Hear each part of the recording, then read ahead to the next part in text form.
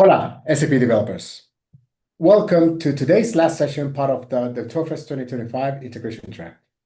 Before we start, please feel free to drop us your questions on the chat window as we'll be monitoring it, and some of them we will be able to answer them during the session or at the end of it. Well, today we have Lorena, who is the mastermind behind the open source Partner Directory Accelerator Tool that you can find in the SAP Samples GitHub organization. And she will share with us how we can leverage the Partner Directory Accelerator Tool to maintain the content in the Partner Directory of SAP Integration Suite. Without any further delay, hola, Lorena, over to you. Hi, Antonio. Hi, dear customers and partners, SAP developers, colleagues, and everyone who's watching the session, which is called Partner Directory Accelerator Tool for Pipeline Concept and SAP Open Source Project. So as Antonio mentioned, I am the developer of this open source tool. I work at SAP and I want to show you what this tool is about and how it can help you to maintain the Partner Directory content for the pipeline concept. So before we dive directly into the topic, I want to share a few words about myself so that you know who's actually talking here. I work at SAP since 2021. Actually, I started as a vocational training student, so I was working in various different departments. So, for example, you might know SAP Learning. I was working there, or at SAP Signavio, and now meanwhile, I work at Center of Expertise, so COE, for integration in EMEA. So I support extension customers in integration-related topics. And for me, these are especially the topics of cloud integration and API management. And today, within cloud integration, we will have a look into the pipeline concept. I am based in St. Leonrod in Germany. And I also added a section about my studies. So I studied at Corporate State University in Mannheim and finished my bachelor's degree last year. And now I'm studying again. I just started studying 2 weeks ago for my master's degree at Hector School, which belongs to Karlsruhe Institute of Technology. And with that, let's have a look at the agenda. So what are we actually going to do today?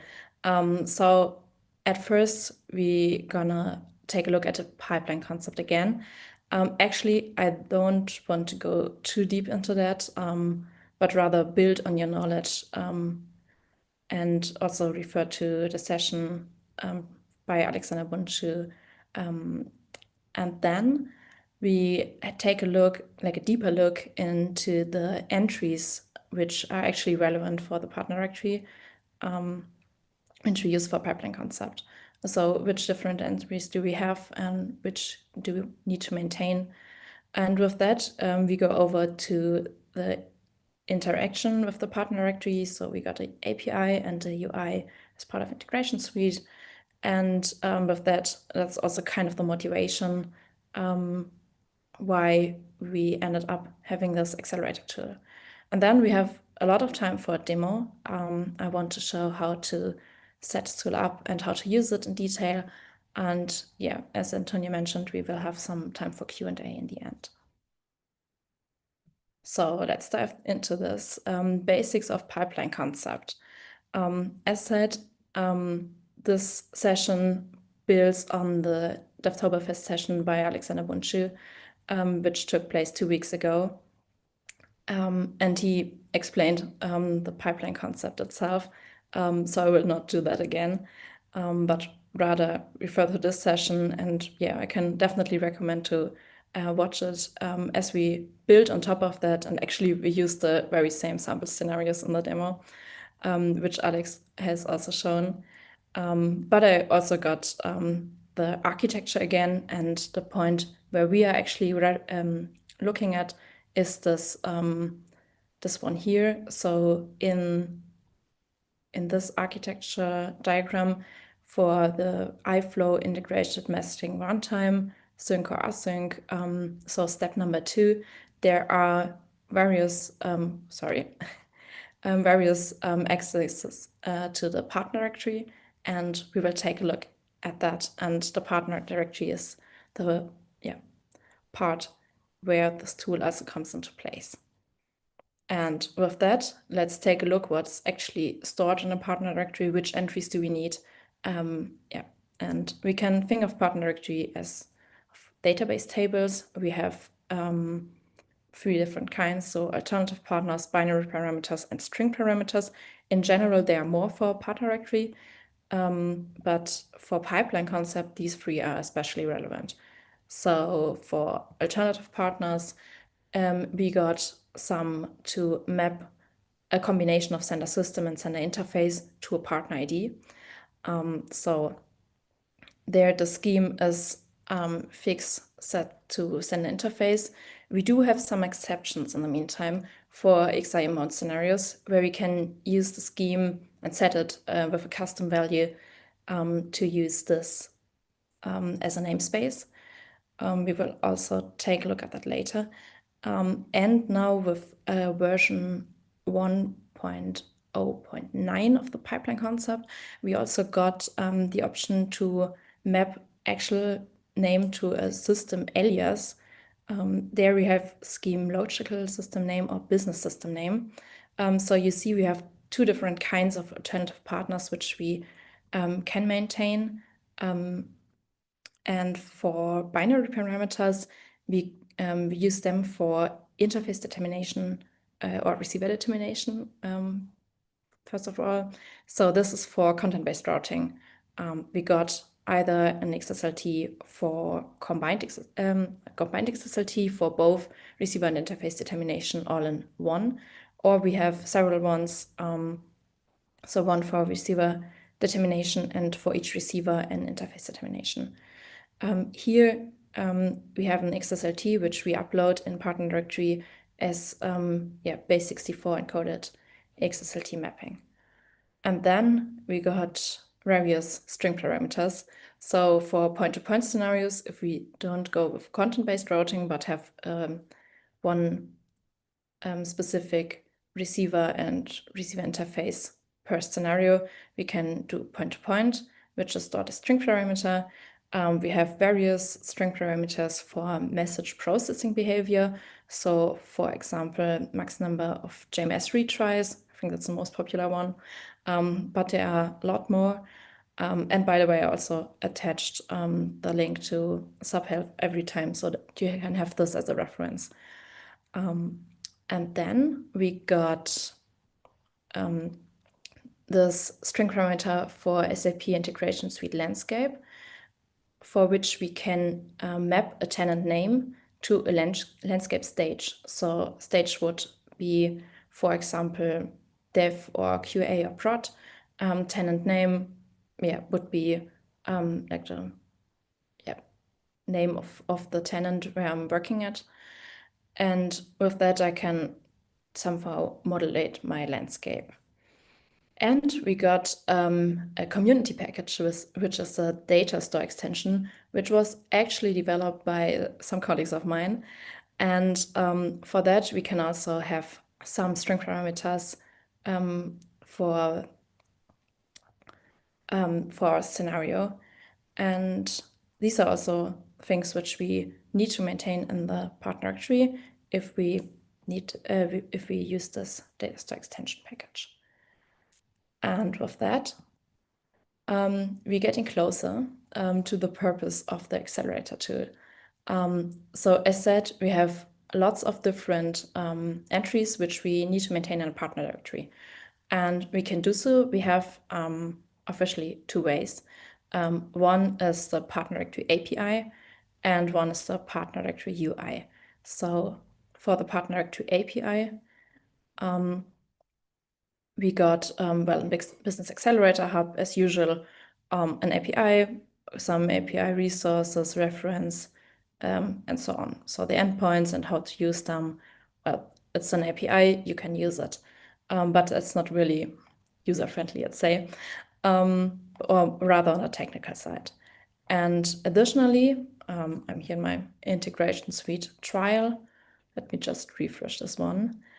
We meanwhile also got a partner directory UI as part of monitoring here. So if we scroll down a bit, we see this tile for partner directory. And here, actually, we get all the content which is stored in partner directory. So here, for example, let's take this one. We have some scenario. So we got a sender interface, and map this one to this partner ID. And then here we got the binary parameter, which is an XSLT. We got some additional string parameters here. As said, this max.jms retrace, for example. And for binary parameters, as said, it's an XSLT. So what we can do if we want to change something, we can just download it here. And then, well, it looks like this. So you should have seen that before. And yeah, you can open it in your local, I don't know, Notepad++ or VS Code or in some editor and just start editing it. You can do so and then upload it again. And we saw in working with customers that this is not really the nicest way or the most user-friendly way, let's say, and also prone to human errors. So you have to deal with these XSLT XML tags, know what the syntax is and how to use it. And we saw customers who had actually were not sure on how to use this and how to maintain it actually in their business. So the idea was to create a pipeline concept specific UI, which is specifically developed for the pipeline concept to interact with the partner directory. And yeah, that's what we did. And what I developed as part of my work at COE. So it started actually, I think in summer last year, as an internal proof of concept. And meanwhile, it's a GitHub repository, so an open source project by SAP.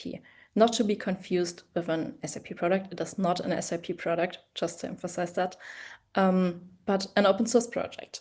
So yeah, we got this repository here. It is based on Java 17 and actually uses Java Swing UI, but don't be afraid. And it was published as an open source tool in June 2025, so just some months ago. And currently we are at release 1.0.1, but we got more than 200 clones and that can still be increased. So that's the tool, and I think it's time for a demo. So I will show how to set it up and how to use it. And as said, we got a GitHub repository. So that's your starting point. And yeah, we got some description here. Yeah, actually, added the events here, table of content. And here, the fun begins. We got the section about downloads and installation. So there's a release section, and as said, I just published a new release some weeks ago. And on bottom of that, you will find a jar file, which contains all what you need. So the actual source code and also the dependencies. You can just download this one. And depending on your operating system, we got two different versions of a start script here. You can download this one as well. And then all we need to do is to take this command for your operating system. We're running on Mac OS. So let's take this one. And yeah, there we go. So I got a folder where I placed the jar file and the start script. And then I opened this folder in the terminal. And so I just paste this command, hit enter, and the tool will open. Well, it's a bit empty now, but it is fine. That's desired behavior. Why? Because we haven't actually provided any details which partner directory API should be accessed.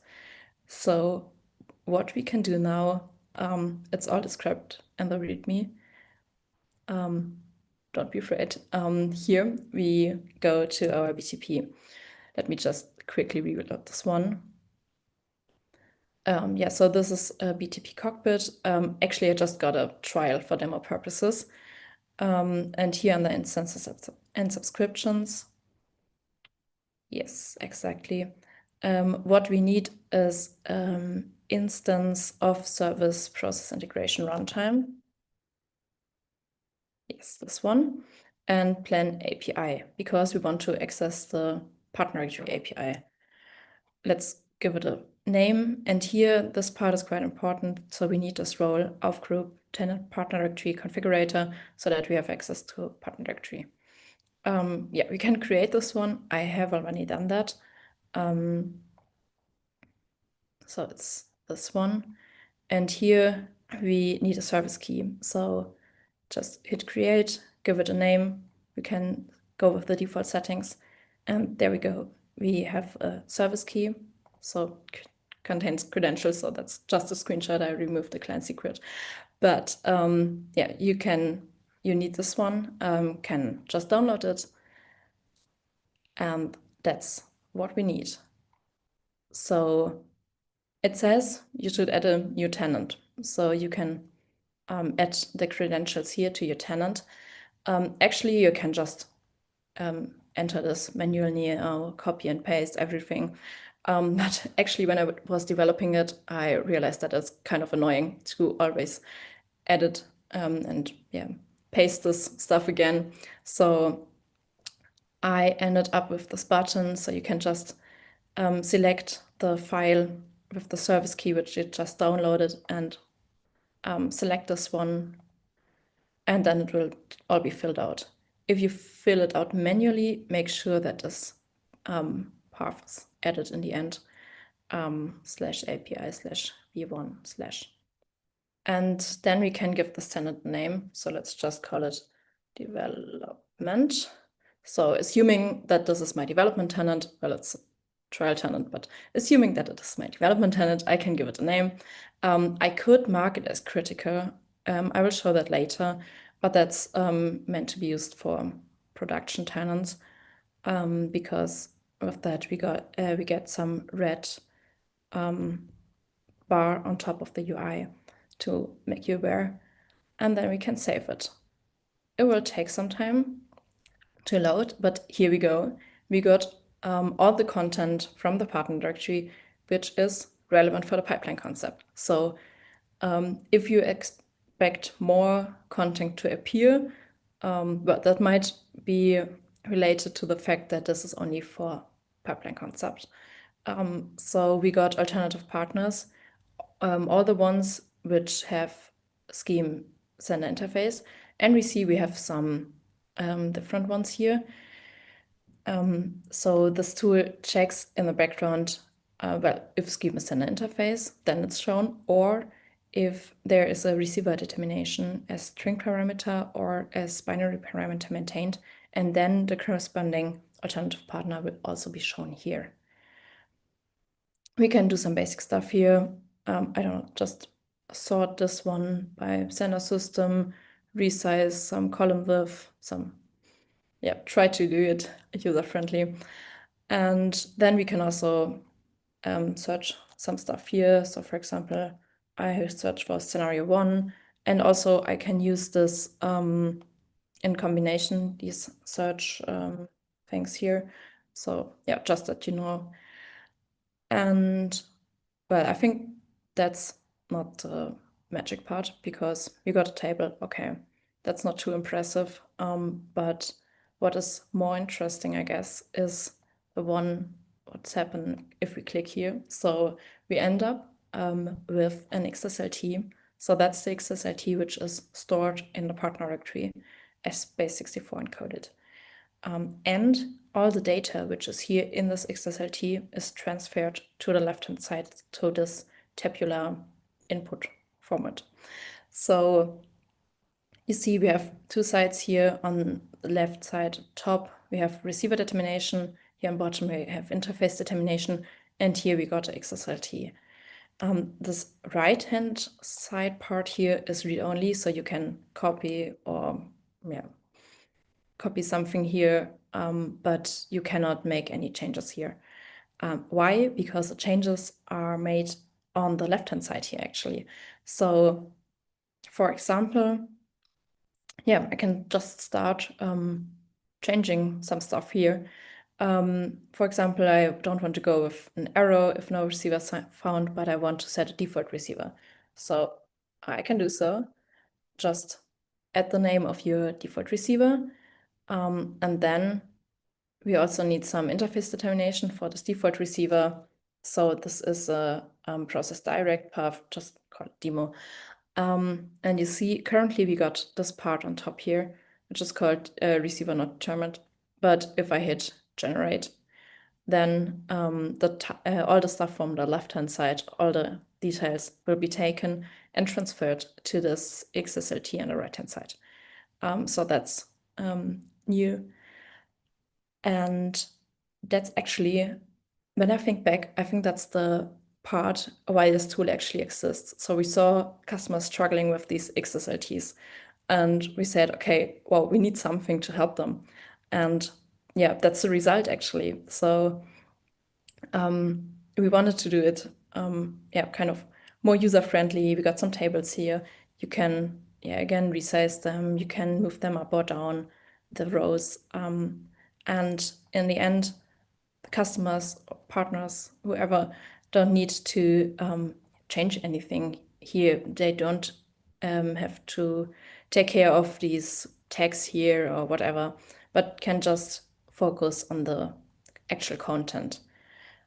So if you did so and some changes here, then you can send us one through the API. You will get some small success message, hopefully, and then it's saved. And if a message comes in for the scenario, then this XSLT will be read at runtime. So there's more. This was an example for combined XSLT. Actually, at first, there were multiple XSLTs for one scenario. And here we got this sample one. Actually, I used the sample scenarios by Alex. I mentioned it before.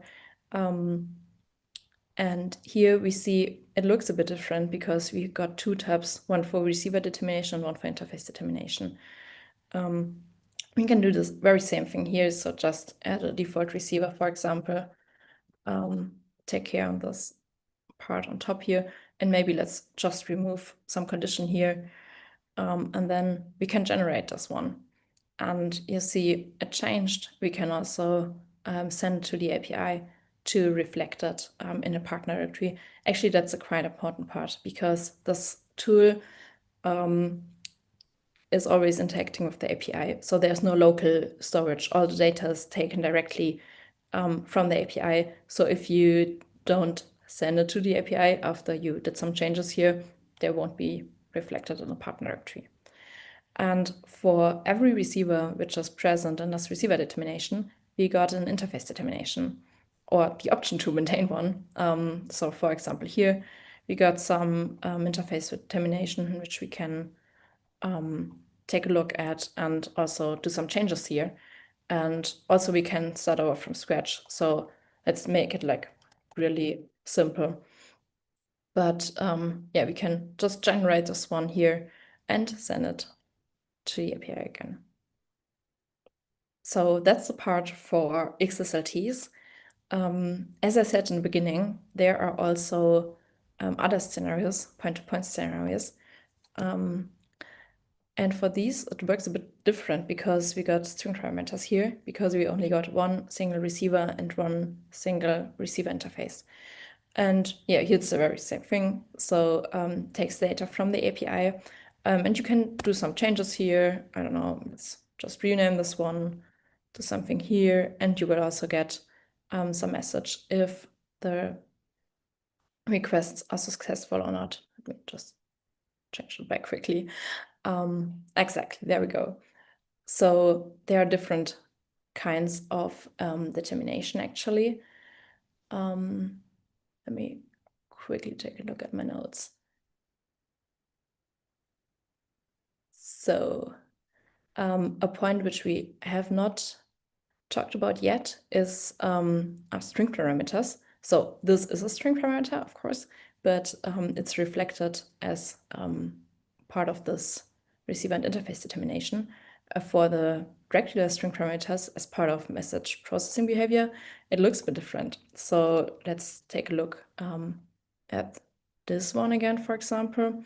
And here we got a tab called string parameters, and here we can see them all. So if a string parameter is present for this scenario, we get the value filled out here. If it's not present, it's just empty. So they're not maintained, but they're just empty. And you have the option to do changes here, add something or delete it. So if you remove this one,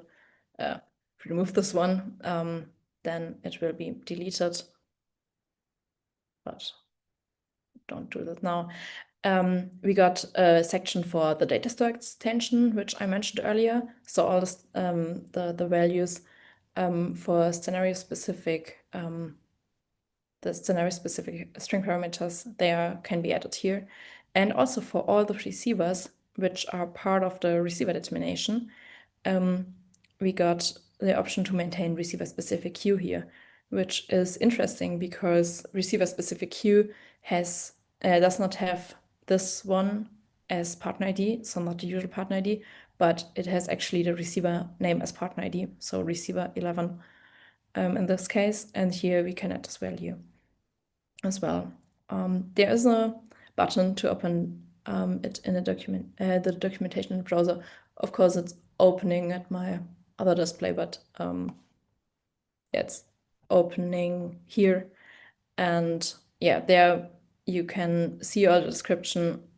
So I try to keep the documentation as single point of truth. And then you can take a look what parameters you can maintain here and do that in a tool. And from here, well, so far I've only shown scenarios which are actually which are actually existing. So for example, if you are doing some migration from an existing PIPO system and use a pipeline concept and a migration tool, then there will be some partner directory entries created for you as part of this migration.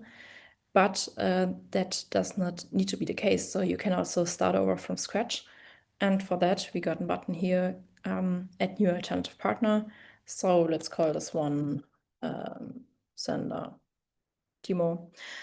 For scheme, we got this one as default value. We could also add a custom scheme here for XI inbound for namespace. We'll not do this now. For sender interface, let's call this interface demo and PID demo. Okay, and here we have the option to select the type of receiver and interface determination. So actually, we have seen all of them previously. So combined XSLT was for scenario 1A, where we had all receiver and interface determination in one single XSLT. We got multiple XSLTs for scenario 1. So one for receiver determination and several XSLTs for interface determination. And then for scenario 5, we got the one using point-to-point, so string parameters. And if you create a new alternative partner, you can select the type of determination which you want for your scenario. We have combined XSLT as a default. You can also select a different one. I will just go with the default one. And then this new alternative partner will be added on bottom of this table. The important part now is that if you took some different type of determination, you need to directly maintain this here. Why? Because this tool does not have any persistence. So it takes the data from the API, and based on that data, it will decide which UI is shown So if it finds an XSLT where both receiver and interface determination is present, it will show the UI for combined XSLT. If it finds receiver and interface determination as string parameters, it will show this UI. But if you reload this again, the data is taken newly. So if you want to go with the type of determination which you selected and not with the default one, just make sure that you directly maintain this one here.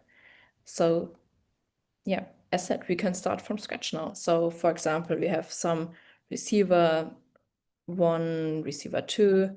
Let's not add any condition, but we could do so. And then we can hit generate. Oh, what does it say? So actually, we just got an error message saying that there are tables which are missing data. So in this case, it's the table for interface determination for receiver 1. So this one needs to be maintained here. So let's call this one demo, and it's the case for this other one as well. So if I hit generate now, it will show me the other table. So this tool really tries to also think for you. And here we got an XSLT.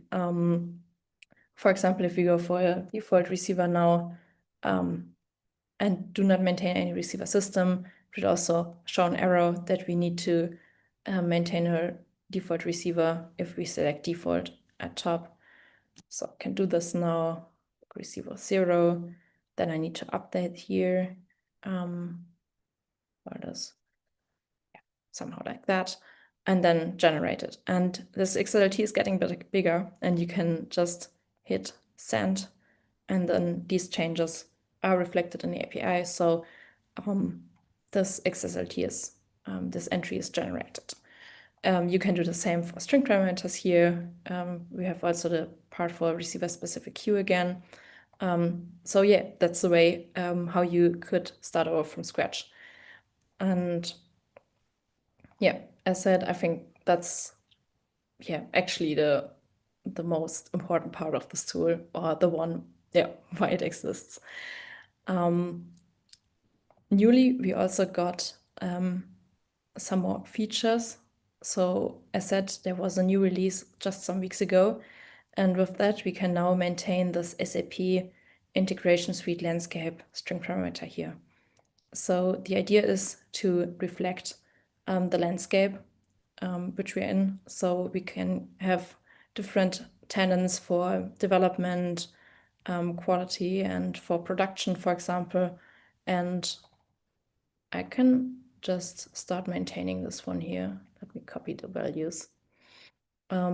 So you see, for example, the tenant ID. So that's the one which is at the beginning of my URL here. And we can just call this one dev. And then we can get a new one here. So actually that's a task which you only do once, because then it's maintained. Let's call this one QA, and now let's call it integration suite production. It's a trial, let's assume that. Production, yes, there we go. And then we can send to the API, and this one is maintained. What can we do with that now? So we got a sample scenario by Alex. So let's take 2D, for example. And here we got this tab for landscape stages. We can always maintain this, but it's important to have the SAP integration suite landscape maintained before, because here we see that the values which we just maintained, so these dev QA prod, they are listed here. And we also got this list. So here we see this is the sender system. So this would be an alias. And here we also take all the values from the receiver determination. So this BSERP 21 and BSERP 22. And these are also added to this dropdown here. And if there are any values present, they will be shown here. You can, again, do some changes here. You can add business system names and logical system names and switch between the different systems which are maintained. All right. I think like the interesting part here is that both like this part here and also this part on the top are both alternative partners, but they are shown in a completely different way because like from a semantic point of view, they are saying something really different. So that's why yeah, it looks also different in the UI. So with that, we can assume, okay, you did some part of the migration tool, you were creating some of the new entries, and then you end up with some of these scenarios, which are shown now in the partner directory. You did some tests and so on, and now you want to see all this content in another tenant. How to do that? And actually, we got a solution for that, which is hidden here, this replicate button. If I hit this one now, it will tell me that I have to configure at least one more tenant or add one more tenant here. So, well, the reason is we assume we got a development tenant and a QA tenant and a prod tenant or something like that. And here we should add the configuration for the API of the target tenant before, so before we actually use this replication feature. So let's do that. We can just add this one here. I will again select a local JSON file. So that's the service key, which I got from my test tenant. I can open this one here. So I see that the values are filled out. Let's call this one test. And now let's also hit this one as critical. So that's meant to be used for production, or at least that's the idea behind it, but we can also use this for demo purposes now as for a test tenant. If I save this one, I will end up in the new tenant. We see that the request was successful, but there are just no entries in there. But we will change that now because we go back to our development tenant. So here we got our existing scenarios, and I can hit replicate now again. And we see, well, there are a lot of more entries here. Why? Because we got the one, like the scenarios which we saw before, but we also got all other alternative partners for logical system name and business system name, so for this mapping, so that we can also replicate them separately. And yeah, here I can just start now with some filter criteria. So for example, let's take scenario 1 and 1A, which we took a look at. Let's take, I don't know, maybe this one here. We can also go with our demo one. And we also took a look at this point-to-point scenario here. All right, and now we remember that for 2D, we also saw that, that there are some business system name present. So let's also take this one. So we can search here for business system name. So we see all of them, and we remember it was DD1. And here we can also select all shown entries. So this works in combination with this filter criteria on top here. And then we also got this ERP 21 and 22. So let's select all of these. And if I press reset here, the filter criteria will be removed, and we will see all the entries which we selected. All right. Now, if that's all which we want to replicate to our target tenant, then we can hit replicate here. And here we will have the list of all other tenants, apart from the one which we're currently on, which are added in this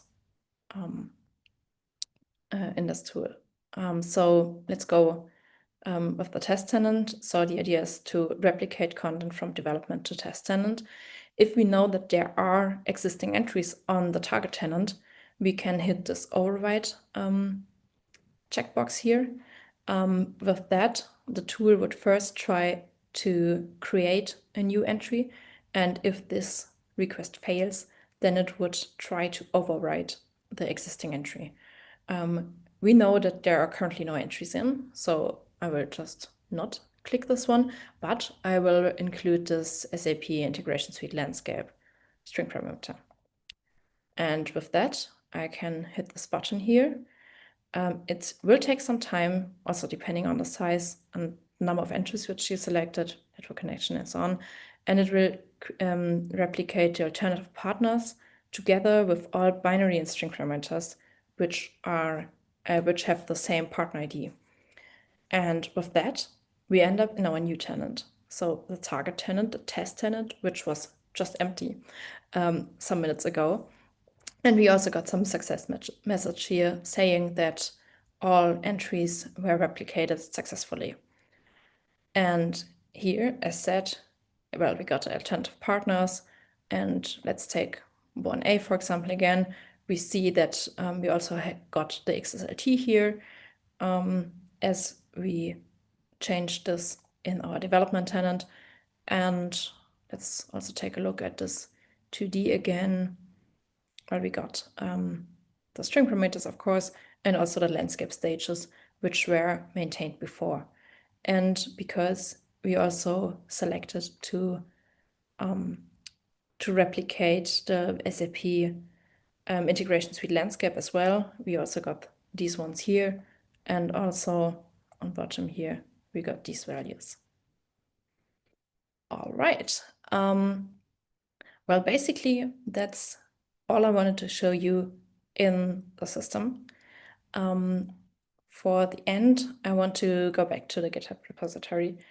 I got a long README having some pictures which try to make it easier for you to start over.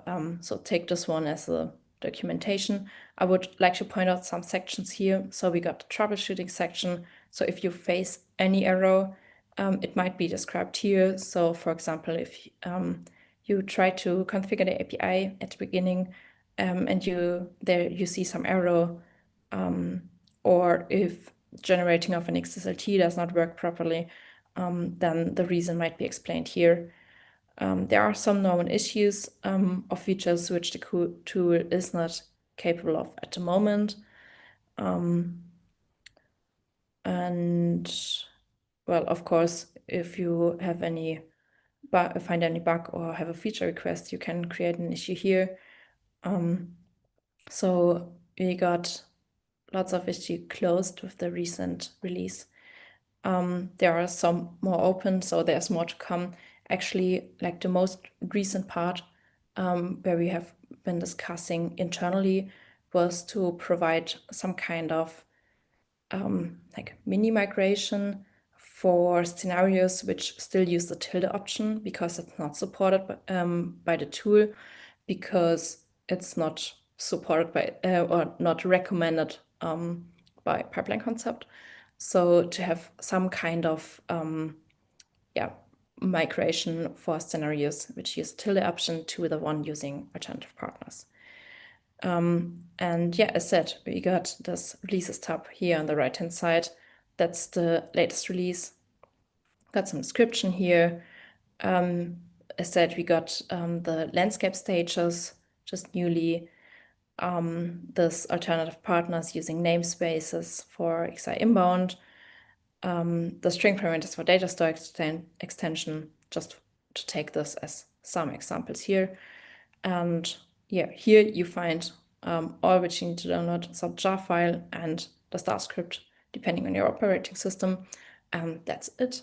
So I'd like to encourage you to just give it a try. So it's this tool, but in general, also the pipeline concept itself. And yeah, that's it with the demo. I got some screenshots here, so if you take a look at the slides later, there will be some screenshots. But now I think it's time for Q&A. So Antonio, are there any questions? Thank you very much. There are no questions on the chat. There's just one comment from Mario De Felipe who says, I might be too old. This reminds me of XI 2.0 with all the XSLTs that you were showing, which yeah, it's quite funny given how prominent, for example, the use of well, XMLs and XSLTs was back in the day when using XI 2, 3, and then PI, PO, all that sort of stuff. So yeah, but you know what? Congratulations on the tool. Honestly, Thank you. it's quite impressive that you even manage migrating the data to an internet. I imagine that that was something that, for example, customers were obviously very keen on, not just the ease of modifying, for example, those XSLTs, which I understand that some people might not be that comfortable, but also it's like you manage so many scenarios. It's a very complete tool, very good, very good. Thank you so much. I really like that. I actually have a couple of questions myself, but you sort of answer them at the end of it, which is, for example, anything else that's coming in the future. I did notice that you were sharing, for example, some GitHub issues, right? And that's part of what's already in the pipeline. And you also mentioned on what you've been discussing there. So apart from that, anything else that you would like to add? Well, first of all, thank you. Yeah, it's actually it keeps improving. So I mentioned it at the beginning there that it started like summer of last year, and I think at that time no one of us imagined it to be at an open source tool at some point. So actually it started with CSV input. So just to read some CSV files and from that generate some XSLT. And like that was the very beginning. And then the nowadays my manager came to me and was like, "Hey, Lorena, that's nice, but as a manager, I would like to have an UI." Well, now he got a Java Swing UI, but still, I think it's more convenient.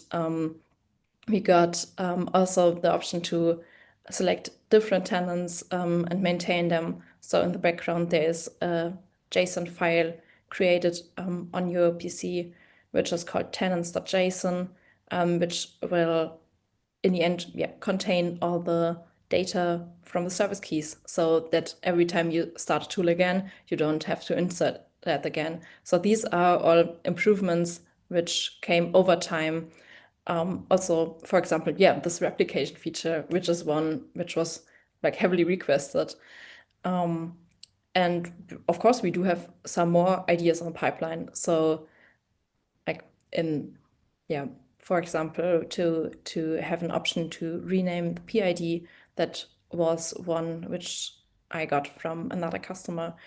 So let's see, it's always like a bit challenging to do it. Also, when working with customers, to just take some time for the tool, but I think it's worth it looking at the feedback which we get from customers. That's good. That's good. So I imagine that I have here another question on how can others, given that it's an open source tool, right? How can others contribute, raise issues, ask questions about it? I guess what will be the preferred channel for you? Um, Actually, for me, the issues in GitHub are quite convenient. Yeah. And I like the fact that here the community can also contribute because, like, of course, you can drop me a mail, but then I will answer that and, well, it's done. But if you raise an issue, then all people will see it and maybe want to add a comment there. And also, like, for actual contribution in software development, it's a really good question because so far, well, it's just released for a few months now. So there were not too many people who told me, "Hey, Lorena, I wanted to be a developer here." But if you are interested, of course, then just drop me a mail, and we can see how we can do that. So I have no experience in that. It was not done before, but let's see. That's right. But it will be exciting, like in the end, that's the thing. Like we do publish a lot of projects, for example, in the GitHub, in the SAP samples GitHub organization where this particular tool lives. And so there are many SAP developers out there who are looking at the content that's available there. So yeah, I would say, don't be surprised if someone from the community comes and suggests a change, and maybe they've already worked in the change, because given that it's open source, like they have access to everything, and maybe they've already tested it and implemented it. So that'd be cool. Yeah, sure. Yeah. So yeah, that's pretty much it. So thank you very much. It's actually quite good to have this type of sessions, I would say, because in the end, it's like you really showed us, for example, how to use the tool, which is sometimes just watching you interact with the tool is much better and easier to digest than when going through screenshots, and clicking here and there. And I'm sure that this session will help others who end up adopting the Partner Accelerator tool in the future when they're migrating from their PIPO systems to SAP Integration Suite, right? So yeah, thank you very much, well, for sharing your knowledge and expertise as part of this session. Sure. Thank you so much for the invite. Yeah. Yeah. And I also want to thank everyone who joined the live session. And for those of you who are watching the recording, obviously, do know that regarding the pipeline concept, which is something that's relatively new, there's also a lot of content available that would no. There's also lots of, for example, sessions that will be available in Tekken, So if you are attending a Tekken in person, do make sure to check out the sessions that there will be regarding the pipeline concept. I know that there is a hands-on workshop session. So if you're able to attend. If you're not able to attend, that's okay. Also, do know that, for example, as I mentioned before, in the SAP samples GitHub organization, you will end up finding the content for that session eventually, right? Like once Tekken is around, like you'll be able to find it there. You might not be able to complete the exercises yourself, obviously, because you don't have access to the live systems. But even just reading through the content will help you because you'll be able to get your head around these concepts and ideas, and you'll be able to see, for example, how you can end up leveraging it, for example, when you are in one of these migration projects. Right. And yeah, there is plenty for everyone to learn during the tour fest. So make sure to check out all the sessions that are part of the event. And with that, thank you for joining. See ya.